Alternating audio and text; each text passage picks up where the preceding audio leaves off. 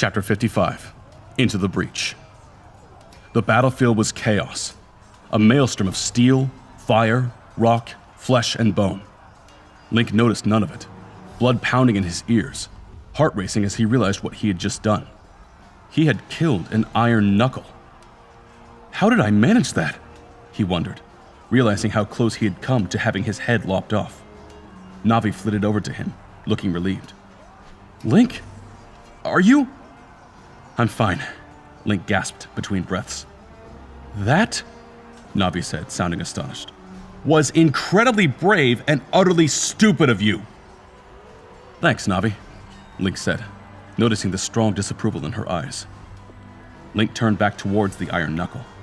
The creature lay dead at his feet, with a spear shaft sticking out from its visor slit. The surge of energy Link had felt when channeling the Triforce of Courage was dissipating, leaving him drained. Link stumbled away from the body, still caught in a daze. The dead lay everywhere, while the cries of the wounded were lost amidst the roar of battle. To Link's relief, the boy he'd saved was still alive. He was staring at Link with an expression of total amazement, and he wasn't the only one gawking either. Link barely noticed the other soldiers crowding around him, all appearing stunned that he hadn't been killed. A ring of spears and bows formed around the wounded, pointing towards the surrounding tempest of the battle. Is it dead? The boy stammered. His voice was weakened from shock as he stared at the deceased iron knuckle. He seemed almost oblivious to the fact that he was pinned by his dead horse. Yes, Link said, still breathing hard. It's dead. What's your name? Terran, the boy said. You saved my life. That, what you did? It was incredible. Link knelt down, grabbing the dead horse, and grunted as he tried to heave it off the boy. It was too heavy. He was surprised when one of the sorcerers knelt beside him and lifted the animal, while someone else simultaneously pulled the lad free. Link's stomach almost heaved when he glanced at the youth's leg. The limb was mangled and twisted at an odd angle. He'd be lucky to ever walk on it again. Before Link could say anything, he heard Toru's voice, and glanced up to see the Lord General dismounting from his horse. The man's expression was furious. You crazy fool! He growled, his voice barely audible over the battle's din. You trying to get yourself killed pulling a stunt like that? My orders were to keep you alive, and you aren't making it easy. I had to stop that thing, Link protested. Yeah, so I noticed, Toru said, shaking his head. Bloody fool. Next time I tell you to get back, you get back. The Gorons could have handled that beast. Not in time, Link thought. He glanced back at Terran's pale face, which seemed to go even wider, and then back at Toru. The man made no further comment about Link's actions. Instead, seeming satisfied that he had made his point, Toru addressed the woman tending to Terran's leg. How's he doing? The injury is severe, the sorcerer said, rather bluntly in Link's opinion. But he will live. I'm going to lose my leg, aren't I? Terran asked, sounding terrified. No, said Toru calmly. The healers will have you up and about in no time. What's your name, son? Terran, sir, the boy replied. My name's Terran. Just hang tight, Terran, Toru said, sounding surprisingly gentle for somebody who just scorched Link's ears for disobeying orders. We'll get you out of here soon. A screech from above announced a griffin's arrival that flew above Toru's company. It veered around a man bearing a spear with a yellow sash tied around its shaft. Link wasn't sure what the signal meant, but upon seeing it, the rider turned his feathery steed and veered towards the war camp. One of Prince Owain's men, one of the soldiers explained to Link. He'll bring aid. If it's safe enough, they'll strap the wounded into the saddle and fly them back to camp. If it's safe. Even with his almost non-existent knowledge of military structure and tactics, Link wasn't sure how such a scene could ever be considered safe. Everywhere he looked, men rallied, fighting blend with spears, swords, and a range of other deadly weapons.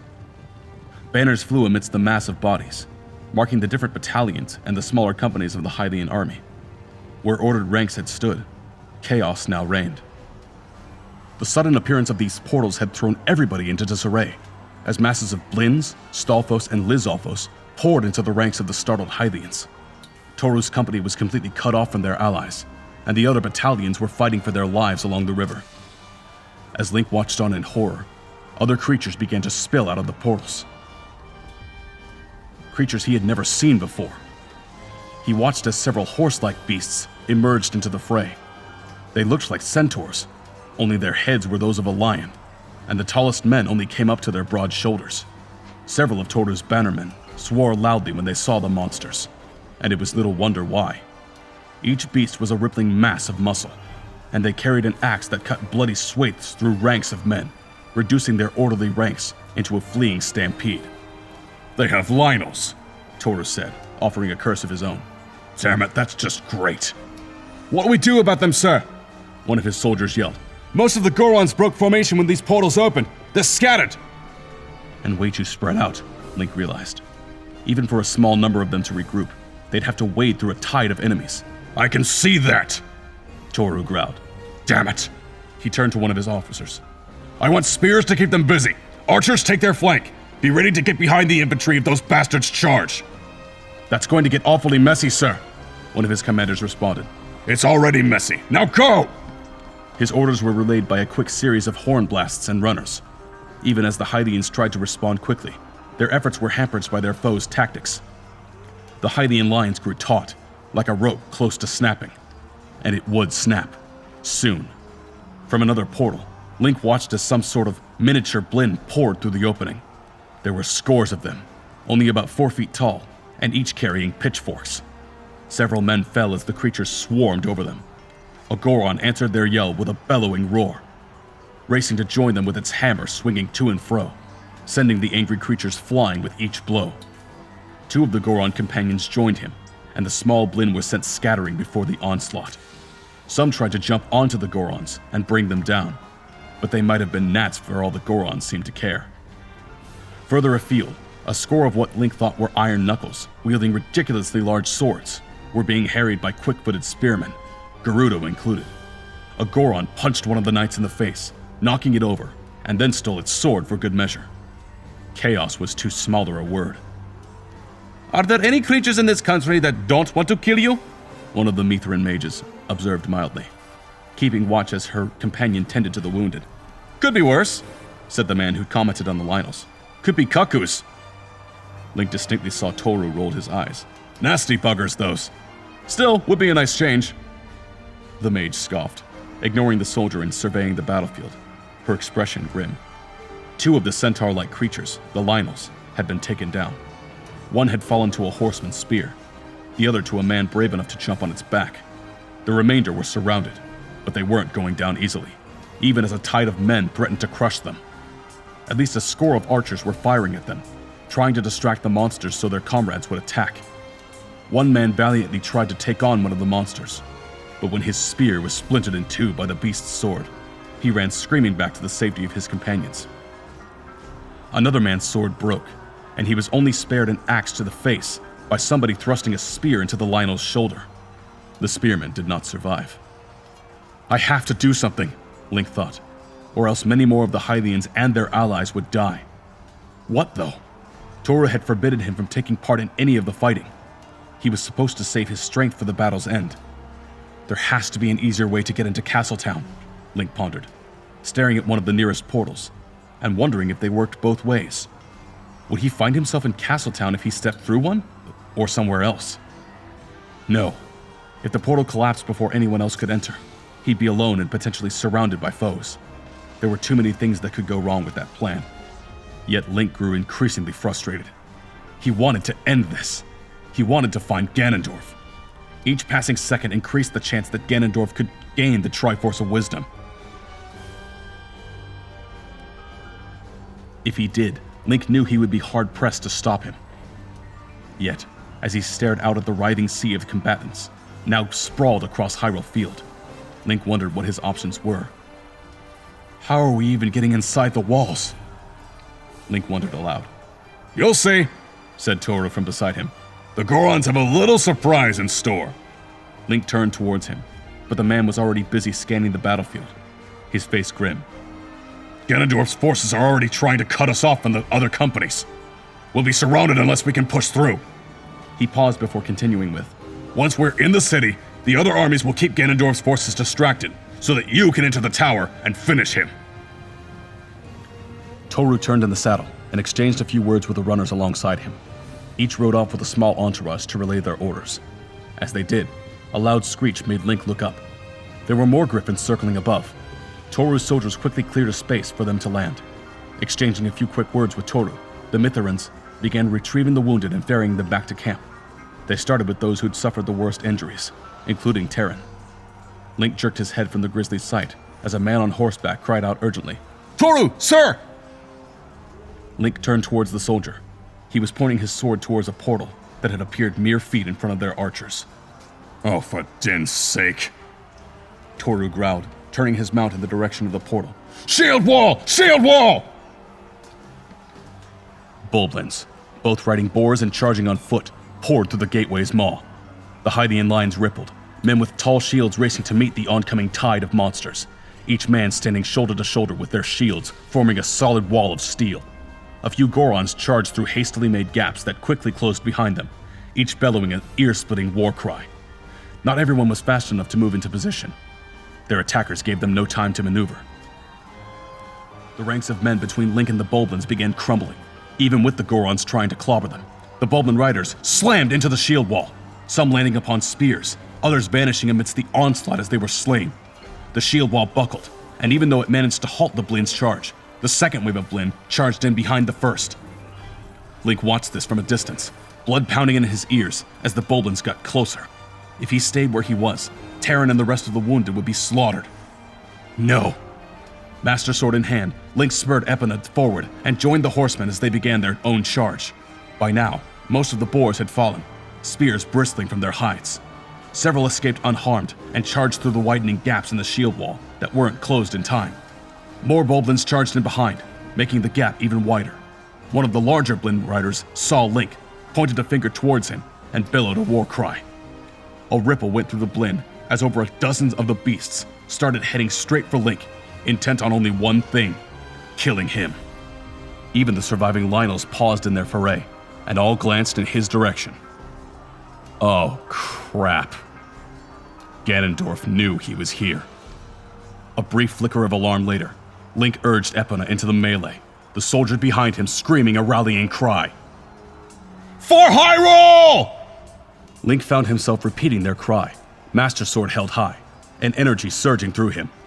The boars broke through the spearmen in front of Link, and the other horsemen moved to attack the flank of the boar riders. Link suddenly found himself standing in an opening that hadn't been there a moment before. Several boars were charging straight at him. Even one of the surviving Lynels had broken through the men that had been trying to kill it, battering them aside as though they were sticks, arrows quivering from its side. It roared a challenge that Link knew was directed at him, and the behemoth even went so far as to send an attacking Goron stumbling, pushing it aside as if it were nothing more than a nuisance. The Lynel thundered toward him, making a line for Epona, cutting through anyone fool enough to get in the way. It closed the distance between itself and Link. He turned in the saddle, preparing to meet the monster's challenge, intending to sweep his sword into one of its legs, provided it didn't kill him first. The Lynel never made it. A well-aimed spear sent it tripping ungracefully into the dirt, breaking both the lance and at least one of his limbs. The monster's attacker, a Gerudo, offered Link a grin and a salute. "That doesn't count!" Another Gerudo shouted to her companion, who offered a rude hand gesture in response. The swell of battle separated Link from the Gerudo and the downed Lynel. It tried to rise, but already Toru's soldiers closed in on the kill, leaving Link to face the boars that were almost on top of him. He kept charging, sword held aloft. Instinct screamed at him to get away as one of the Bulblin riders closed in on him. What the hell was he doing charging right at a boar? This is insane, he thought. Two riders stood astride the closest beast. One notched an arrow, aiming it straight at him. "Watch out!" Navi's screams vanished amidst a thunder of hooves. Link gasped. Epona answered the reins as he steered her to one side, and the boar's tusks came within inches of grazing her side. Link threw his shield up, and an arrow slammed into it, shaft splintering. With one quick blow, Link knocked the archer from its saddle. It fell, screaming as it disappeared beneath a stampede of feet and hooves. The second Bulblin jumped from the boar, leaping onto Epona's saddle. Link hugged Epona's sides tightly with his knees and smashed his shield into the Bulblin's face. "Get off my horse!" he bellowed, knocking the monster from Epona, whereupon it vanished, swept beneath the current of battle. 2 more boars charged towards Link, their riders brandishing maces. Link ducked beneath a blow meant for his head, slamming his sword into the Bulblin. An arrow took the beast to the right, and its scream made Link turn in his saddle. He hunched over, barely avoiding another savage blow. He returned the gesture with a swing of his own, his sword connecting with his attacker's neck. Without realizing it, he'd reached the front of the Hylian ranks. Directly in front of him, still more Bulblins were emerging from the portal. "Goddesses," he thought. "How many of these things are there?" "Link, fall back!" Toru shouted from somewhere behind him. The Bulblins took aim, their arrow shafts pointing straight at him. Behind them, a Lionel bearing a savage mace emerged from the portal. Oh no! It was going to crash straight into him. Ignoring Toru's order, Link did the only thing he could think of. He let fire flow through him, imagining a wave of fire crashing into the Blinn and the oncoming behemoth. Even now, the Lionel was pushing the slower combatants out of the way, apparently not caring whose side they were on. As Link grabbed the fire, an intense heat washed over him. A ribbon of fire, 40 feet across, burst into existence and crashed forward like a wave. What he did felt barbaric. The flames crashed into the Blinn and the Lionel, incinerating arrow shafts, bows, and searing through flesh like cloth soaked in oil. The Bulblins shrieked and wailed in pain, writhing in agony as they fell. Some tried to run back to the portal, but it collapsed before they could make it. Link felt a moment of horror at what he had done. The Lionel bellowed its agonized fury, still wreathed in flames, and Link ducked low, avoiding the flailing arms that could have crushed him to a pulp. Its weapon lay forgotten where it had fallen, for now at least. And seeing his chance, Link let his sword swing into his hind leg. There was a crunch, a jerk of resistance as the blade cut through flesh and bone. Then there was nothing, and the Master Sword came free, dripping with ichor. Link didn't need to look at what he had done. The heavy thud of the Lionel hitting the bloodied earth was enough. He was spared the instinct that compelled him to go back and end the creature's misery, as Toru's men came sweeping in from behind. They charged into the surviving Bulblins, and were finally able to join up with the bedraggled battalion that the Lionels had been so recently trying to butcher. Epona came to a halt, and when she did, Link nearly retched at the smell of blood and scorched flesh. No, he thought, swallowing. Now wasn't the time for weakness. What is he? Link heard one of the soldiers gasp. Those who fell back around Toru looked at him in astonishment. How did you do that? He's like a god, another said, and Link felt a stab of annoyance. I am not a god, he thought. He did, however, possess the essence of one. Toru was not nearly as amazed, nor as impressed as his men. After a few choice words to the man who had been attributing Link to the divine, he rounded on the youth. Damn it, boy! He growled. What did I say about following orders? He shook his head, then frowned. You all right? Yeah, I'm fine, Link answered. In truth, he felt dazed, cold and numb. Good. Good. Just don't let anyone get this divine nonsense through your head, he said more quietly. It's bad enough with one bloody person thinking that. We both know what happened to him. Except I'm not like Ganondorf, Link thought, and the Triforce of Courage is not cursed. Link glanced down at the dead, unable to shake the intense feeling of sickness that bubbled inside of him. Do you ever get used to it? He asked quietly, not really intending to be overheard. That? Toru eyed the charred bodies of the Blinn, his face grim as he chuckled darkly. No. The day you get used to it is the day you lose your humanity. You'd be no different to them in a way. He turned away from the corpses and eyed the still-churning sea of chaos around them. Just stay close. Link gazed over the hills, beyond the press of bodies, and his heart sank. The Hylian army was in disarray. Only 2 of the 7 battalions had managed to maintain some order. One stood by the riverbank, watching wave after wave of arrows into the monsters materializing behind them, and the other attacked the wall, aided by both Zora and Gorons. He heard one of Toru's captains shout something, pointing towards the northern hills and towards the forest.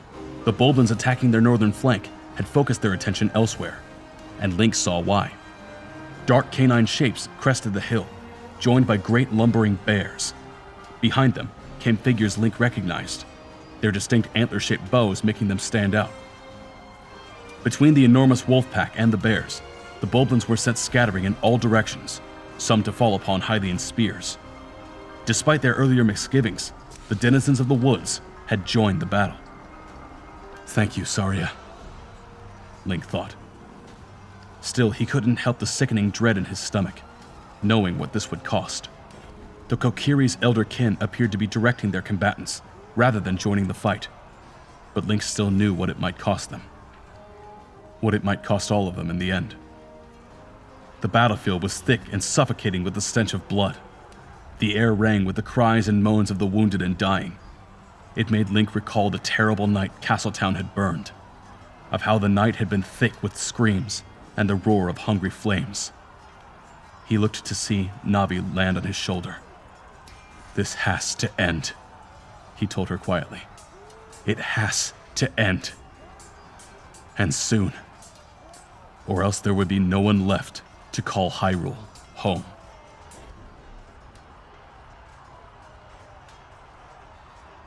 "Dig faster!" Jemite bellowed, encouraging his clanmates on. The Gorons were digging, their enormous shovels scraping against rock and dirt as they dug beneath Castletown's walls.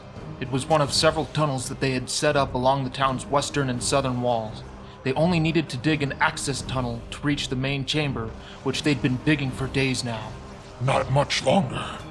A small contingent of Gorons was approaching, flanked by Gerudo who were using their mirror shields to slam blasts of mage fire back to their owners. More teams approached, all of them bearing an enormous dragonfire barrel between them.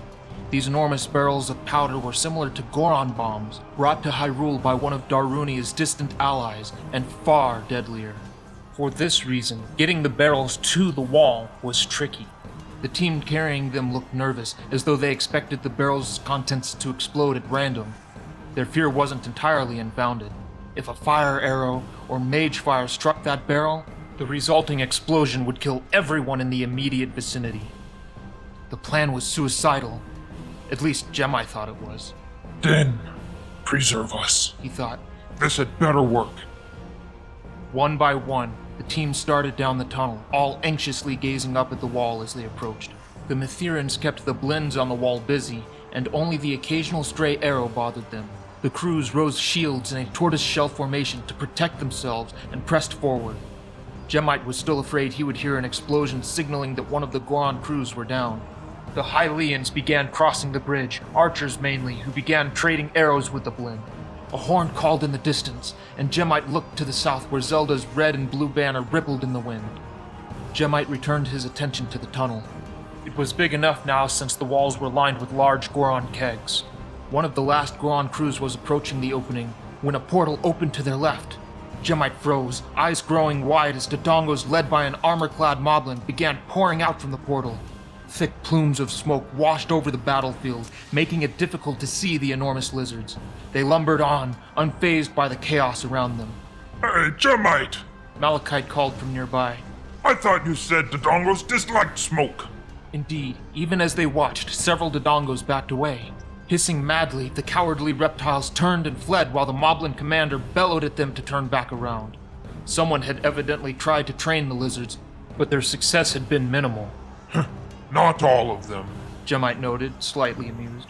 "Well, Malachite said without worry. I could use some roasted Dodongo about now. Why is it always about food to you?" Jemite asked, feeling disgusted. The thought of food was far from his mind, especially amidst this carnage. He roared a challenge as the remaining Dodongos lumbered forward, their panicking companions hobbling towards the riverbank. The remaining beasts strode towards the dragonfire barrels. The crew handling the barrel dropped their cargo and ran in a mad frenzy. "Then preserve us." Jemite thought.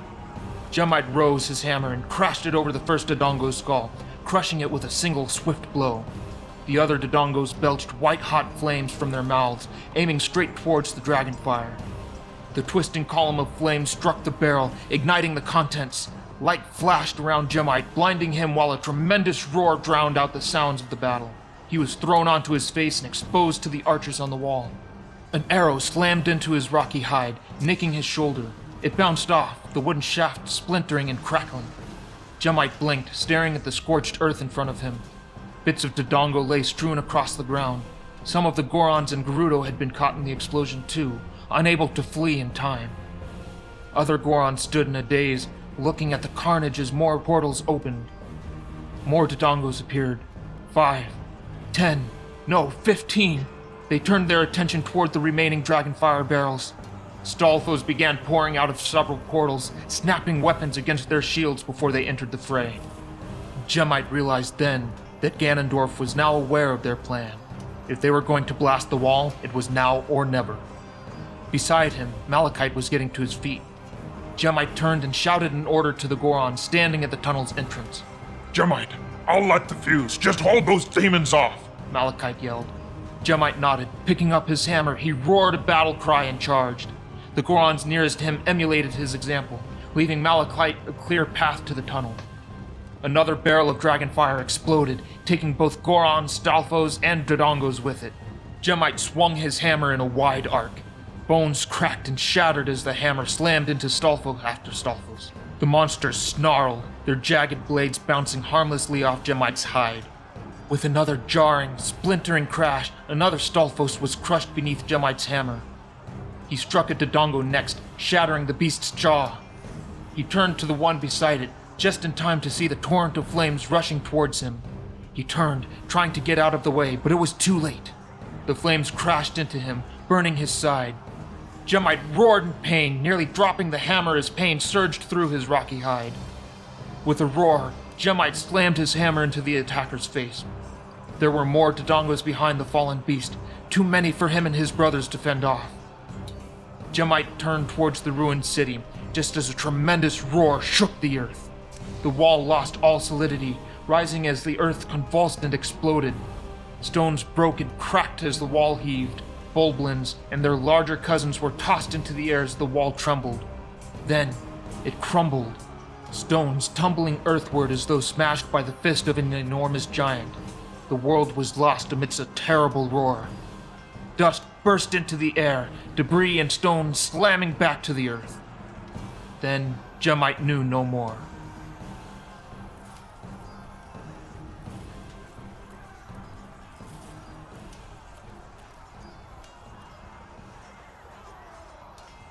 The Hylians stared in astonishment as a chunk of Castletown's wall heaved and collapsed with a thunderous roar.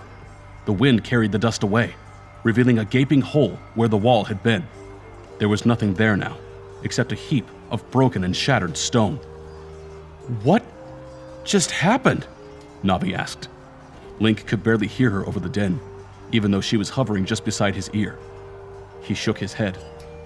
"I don't know." Link wasn't cheering or elated like those around him.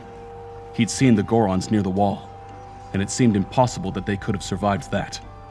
How many Gorons had just perished? "Men, once formation!" Toro yelled, sending the order down the line of horsemen.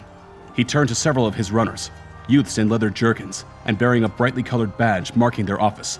"I want battalions 3 and 4 on either side of us in a wedge formation. We're going to punch a hole through their lines." "Is that wise, sir?"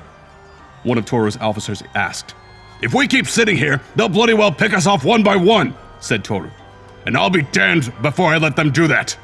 How are we doing back there?" The last question was aimed at his Griffin riders. He turned and yelled back, "We will need more time!" "Damn it," Toru said. "Battalions 6 and 7 can stay and defend the injured until the Mithrans get them out." He called for several runners who quickly ran off to deliver his missives. "The rest of us ride to Castletown." An explosion roared in the distance. "Toru, sir!" a younger officer yelled, pointing towards Castletown. Link followed the man's gesture just in time to see another section of the wall on the eastern side heave and come crashing down, dust spewing in the air as the stone fell. "Ride!" Toru yelled. "To the bridges! We charge into the breach! Ride with me!" A rallying cry rippled through the assembled troops. Link moved towards the back ranks, away from the worst of the fighting, with Zelda's banner flying near him. The scene was still chaotic. All he could hear were screams and battle cries as the men charged forward. Steel crashed, both horses and men screaming as the charge gained momentum. They thundered towards the river, crashing straight through lines of Blinn and Stalfos that had mobilized to stop them. Greater mayhem ensued as the two forces met, the cavalry in front slamming straight through Ganondorf's army. Stalfos, Bulblins, and Moblins fell, crushed and broken beneath the charge. The other two battalions followed on either side of them, attacking the Blinn and Stalfos hordes as they tried to counter Toru's charge. A volley of arrows fired towards the left, followed by the right, and the Hydians kept riding onwards. The arrows came and darkened the sky, falling like birds upon hapless prey. As they came towards him, Link sought fire. He sent a blast of curling flame towards the arrows, incinerating many of the shafts. It wasn't nearly enough. Horses fell, tumbling and screaming as arrows struck them. Toru shouted an order, but Link couldn't hear over the din. He simply fell into line as soldiers around him formed rank and marched towards the wall. Soon Epina's hooves pounded against wood rather than earth. Without realizing it, Link had reached a bridge, and Epina's hooves thundered across the wooden planks. Castletown loomed ahead. There were enormous holes in its walls, and a mess of crumbled and shattered stones splayed across the ground. More soldiers poured across the other bridges, and were greeted by the other battalions, who'd ridden across before them. There were Gorons amongst them, many missing chunks from their rocky hides, blood trickling from dozens of wounds. Several bore painful burns where a Dodongo had attacked them. The Gorons that spotted Link cheered. Behind them, the Zora were clambering onto the riverbank, weapons bristling as they forced back any Blinn stupid enough to get in their way. The general that led the Zora, distinguished by his height and ornately polished armor, was carrying a large trident. He grinned when he saw Link, showing his white teeth, and then held his weapon aloft in a salute. Link returned the gesture with a simple salute of his own, but was given no time to wonder who the Zora was before Toru's men formed up around him. They formed a tight formation and then marched into the breach, towards the heart of hell, the black monolith rising above all else. The Blinn defenders lay tossed and broken across the shattered stone. Link rode past jagged and scorched rock as he made his way into the town's blackened ruins, and through the path the Gorons had made. The wind howled, stirring dust and ash into the narrow streets. It was cold here. Bitterly cold. The Hydians gathered behind Toru, the archers taking aim to make sure any defenders on the wall didn't attack their rear. The city's inside was just as chaotic as the outside. Bulblins and Stalfos stood beside open windows and on the roofs of buildings that remained standing, raining down arrow after arrow. Other buildings had temporary scaffolding built around them, hastily erected in preparation for the siege. Packs of Ganondorf's minions, including Wolfos and Lizalfos, patrolled the streets. They kept to the shadows, pouncing and then fleeing into narrow alleys as the men gave chase. The first time Link saw this, Toru ordered his soldiers away from the alleys. It was the perfect spot for a trap. The Hydians split into smaller companies, each charging down the different streets. Link went with Toru's company along the city's main southern road. They entered a graveyard where the bustling market had once stood. Castletown stood like a long abandoned tomb, its crumbling ruins a testimony to the destruction that had unfolded here years earlier. The temple itself rose above the bones of the dead city. The southern market, perched just beyond the palace gates, had borne the brunt of Ganondorf's destruction. All that remained were the burnt-out shells and blackened husks of former grand inns and busy shops. Where the Silver Mare had once stood, only a mess of blackened timber and stone remained. Link could just make out the soot-covered remains of a shutter tossed amidst the wreckage. Further away, the Happy Mask's shop was an unrecognizable lump of stone and timber. Link wasn't the only one staring at the ruins. All around him, soldiers stared grim-faced at the rubble, perhaps remembering a shop, a favorite tavern, or somebody who died in the siege. They hadn't forgotten what happened here, or in many cases, forgiven those who did it. Some cursed and muttered under their breath. It looks bad, Toru said loudly to them. I agree, but... And here he breathed a heavy sigh. We'll rebuild. As the Queen said, we're Hylian. It's what we do, no matter the storm. There was some quiet agreement. Other people stared at the ruins, no doubt pondering how they could ever rebuild the once grand city. More than likely, Hyrule's capital would be moved, and Castletown left to the mercy of time and the elements. They had barely reached the street's end, which led into the market with the fountain's crumbling and broken remains, when Toru called his company to halt. Link found his gaze lingering on the place where he'd first seen Sheik, or rather Zelda, but quickly redirected his attention to one of the many side roads that led into the square. There was a group of Gerudo pouring into the ruined marketplace, carrying their red and white banner. They paused at the entrance, their leader signaling for Toru's men to stay back. That was when Link heard the first scream. A Redead's cold, blood-curdling call rattled his eardrums, and the reason for the Gerudo's caution became clear. Horses whinnied in terror, twisting and thrashing like hares caught in a hunter's trap. Toru barked an order as riders were thrown from their animals, the normally obedient warhorses going wild. "Archers!" Toru roared. Redeads began emerging from the shadows of the ruined structures. The abominations lumbered forward, crooning their unholy song. Half the men were frozen on the spot. Others picked themselves up and notched bows. The Gerudo started moving to their aid, trying to intercept the Redead from behind. But before they could, Stalfos began pouring around another corner, charging straight at them. Channeling the Triforce of Courage again, Link tasted its sweet essence. With a roar, flames blossomed in front of him, slamming straight into the Redeads. The Redeads shrieked as they died, erupting in flames, their skin burning like paper. Link's stunt drew the Stalfos' attention. They split up, half of them charging right for him. Uh-oh. Epona, who'd seen Redeads before, didn't panic or bolt. Link charged, Master Sword humming with light as he swept through the Stalfos lines. The Hylians who hadn't fallen during the Redead's initial attack followed him. Arrows, their tips of flame, flew around Link. They slammed into the remaining Redeads, cutting short their horrendous cries. Link cleaved the Master Sword through the neck of one Stalfos, and then through the ribcage of another. Around him, the Hylians fought the remaining Stalfos. When the men realized that some of the undead were wearing Hylian armor, they cursed, spewing all number of obscenities. Toru rode towards him, a bloody gash on one cheek.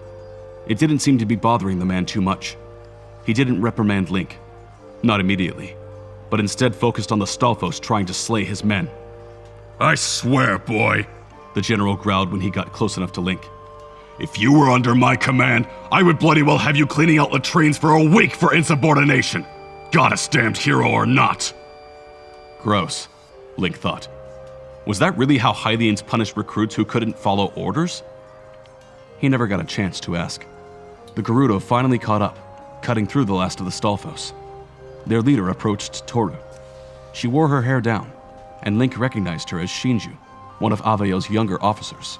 "Lord General," Shinju said, addressing Toru with a nod. "I am Shinju. Noboru left me in charge of this battalion. We are trying to secure the first few levels of the tower. I've already sent a few companies inside." "Have you found Zelda?" Toru asked, brushing away the concerned exclamations of a field surgeon who tried to look at the gash across his cheek. "No," Shinju said, her voice grim. "Ganondorf has made navigating the tower difficult." "What do you mean?" Link asked. "There are traps and monsters all over the place," she answered. "The quickest way to the top is usually by portals, but they're proving difficult to navigate." Shinju glanced at him before gazing at Toru. "All we need now is a dragon." "A dragon?" Toru asked. "What are you talking about?" Shinju shrugged, smiling faintly. "Isn't that what happens in Hylian legends? Whenever a princess is locked away in a tower, there's always a dragon guarding her? Knowing Ganondorf, his breath probably killed the poor beast." A few men behind Link snickered, but a pointed glare from their commander silenced them instantly. "Any sign of Ganondorf?" Toru asked without any trace of amusement. "No," Shinju replied, her eyes narrowing. "We suspect he's at the top of the tower, controlling the traps." "Of course he's at the bloody top," Toru growled. "Royalty always have to be at the top of everything." Shinju's jaw tightened. "He is not a king," she said, her voice hard with all trace of humor gone. "Anyone ever told him that?" Toru asked mildly. "I believe they did, by running a sword through him," Shinju replied mildly. Link knew exactly what she was referring to. "A bloody shame that it didn't work," Toru growled. "Would have done the lot of us a favor." "Sorry to disappoint you," Shinji replied, her tone cool. "My people will focus on finding Zelda. The rest of us can clear a way to Ganondorf." "All right, that's set then." Toru turned to his lieutenants who were gathering around him. "We're going to take the tower. We have Ganondorf cornered, but he's still dangerous. Nobody is to engage him except for Link or a mage. It's time to end this war." The men cheered. More Hylians and men wearing uniforms from several different kingdoms had joined them, crowding the entrance to the tower. "Move the horses back to the gates. We have too few as it is, and I won't have them wasted," Toru ordered to his attendants. "Link, that means you too. I'll have someone take the animals to the rear guard." Though he felt extremely reluctant leaving Epona in the hands of someone he didn't know, Link nodded. Dropping the reins, he swung himself from the saddle. Epona whinnied, nudging Link as he handed the reins to one of Toru's attendants. "I'll be back soon," Link murmured softly. Epona nudged him again, sensing his anxiety. He scratched her nose soothingly. "Go on. Take good care of Malin for me." With a few tugs of the reins, Toru's attendant finally got Epona to move. She glanced back at Link once, and then was led away, disappearing beyond the gathering crowd. Link stared at the gates in front of him. Just beyond stood the open iron doors leading into the tower. Link craned his head upward, taking in the tower's distant peak, a sense of dread rising inside his chest. This was it. He had to find Zelda and finish Ganondorf. The first part didn't nearly seem as difficult as the prospect of killing the most dangerous sorcerer in the world. "We're in this together, Link," Navi said quietly, hovering beside his ear. "That we are," he replied. Above them, a griffin strayed too close to one of the tower's upper tiers. A blue beam shot through the sky. The bird never shrieked, and before Link could even blink, its ashes were falling from the sky. It was a disconcerting sight, to say the least. "Come on," Navi said, urging him onward. "We shouldn't keep Ganondorf waiting. Or Zelda." "No," Link said. Keeping the fear out of his voice was an effort. Wouldn't want to offend him, would we? Link shared a rueful smile with Navi, before glancing at the doors near the tower. Soon, he realized, the fate of Hyrule and all of the 10 kingdoms would be decided. Around them, the storm finally came surging inward. Thunder roared, rain pelted down, tiny droplets splashing off Link's shield. That moment, as he stood there staring at the tower, seemed to last for an eternity. Then, with a deep breath, Link stepped forward and walked beneath the doorway. The corridor was long and unlit, except for torches carried by those beside him. Distantly, he heard fighting inside the tower. It wouldn't be safe to summon the sages until he could assure they'd be relatively safe, or at least as safe as he could possibly make it for them. This was it. One way or another, Link intended to find Ganondorf and bring this war to an end.